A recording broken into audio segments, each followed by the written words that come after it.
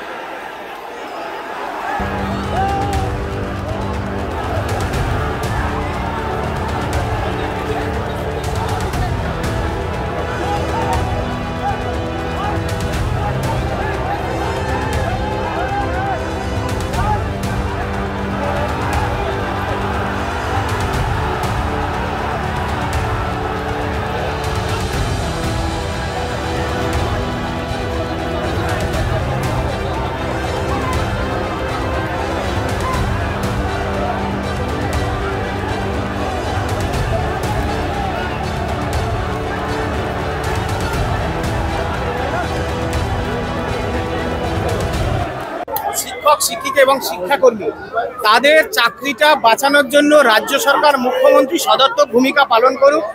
তিনি যেন আজকেই যোগ্যদের তালিকা দেন এবং মিরর ইমেজ যা আছে সেটা অফিসিয়াল ওয়েবসাইটে প্রকাশ করে দেন। এইটুকুই আমাদের বক্তব্য, আর কিচ্ছু না। আর যারা অযোগ্য বলে বিবেচিত হয়েছে তাদের টার্মিনেশন লেটার ধরিয়ে দিক রাজ্য সরকার। আজকে অনির্দিষ্টকালের জন্য অবস্থান চলবে এবং বিশেষ করে বলে দিই যে যোগ্য চাকরিহারারা বিভিন্ন মঞ্চে পৃথকভাবে আন্দোলন করছিল। আজকে এই প্রথমবার তারা একসাথে সমস্ত ভেদাভেদ ভুলে আমরা এক হয়ে আজকে এসেছি নিজেদের চাকরি বাঁচানোর জন্য। আর কোনো বক্তব্য নেই, রাজ্যের মুখ্যমন্ত্রীকে সদর্থক ভূমিকা পালন করতে বলুন। ঘিন নয়, পাতাল থেকে খুঁজে এনে করতে বলুন, কারণ স্কুল সার্ভিস কমিশন হচ্ছে নিয়োগ অথরিটি, তাদেরকেই করতে হবে। তারা এইসব কথা বললে হবে না।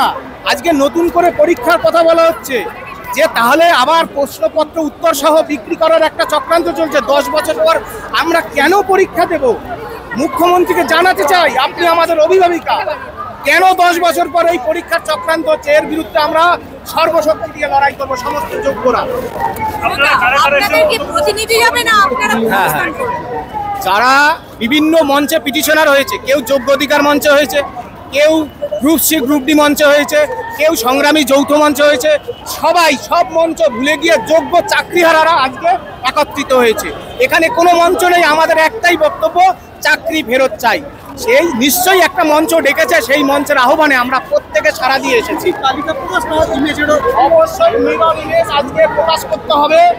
মিরর ইমেজ প্রকাশ করলে পরিষ্কারভাবে জানা যাবে কি পরিমাণ দুর্নীতি হয়েছে। এই জন্যই আমরা আজকে অবস্থানে